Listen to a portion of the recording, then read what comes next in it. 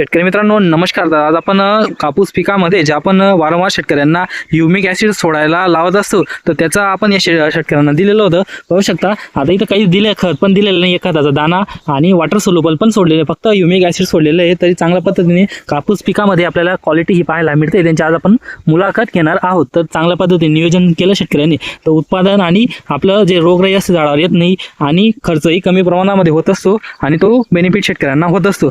दादा नमस्कार. नमस्कार.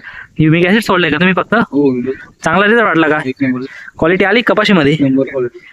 तर दादा एकरी किती ह्युमिक सोडलेलं होतं? अर्धा किलो अर्धा किलो का? चांगला रिझल्ट आलेला आहे का? क्वालिटी एक नंबर आहे, क्वांटिटी एक नंबर आहे. तर शेतकरी मित्रांनो तुम्ही ही अगोदर काय असतं शेतकरी मित्रांनो, झाडाच्या जर मुळा चांगल्या पद्धतीने वाढल्या तर आपण जेही अन्नद्रव्य जेही खतं झाडाला देत असतो तर त्यांची आपल्याला ग्रोथ ही चांगली होत असते, लगेलग झाडाला अवेलेबल होत असतं. त्यासाठीच आपण अगोदर शेतकऱ्यांना ह्युमिक ॲसिड हे सोडायला लावत असतो. शेतकरी मित्रांनो असं नियोजन आणि अशाच व्हिडिओ पाहण्यासाठी आपल्या यूट्यूब चॅनलला सबस्क्राईब केलं आणि व्हिडिओ शेअर करायला पण विसरू